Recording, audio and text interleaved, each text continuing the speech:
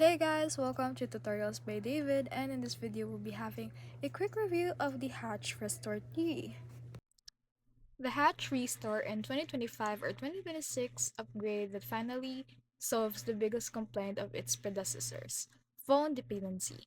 While the previous models force you to open an app for almost everything, the Restore 3 introduces a phone-free design with physical buttons and a new top-mounted dial for volume and routine swapping.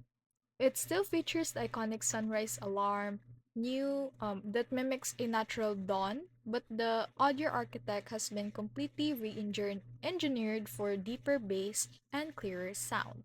You're getting over 60 signs back up sleep sounds, including new around the home noises like distant dishwasher, and the 170 price tag, or this one right here, remains a commitment, and you'll still need the $5 per month Hatch Plus subscription to unlock the best guided meditation and bedtime podcast.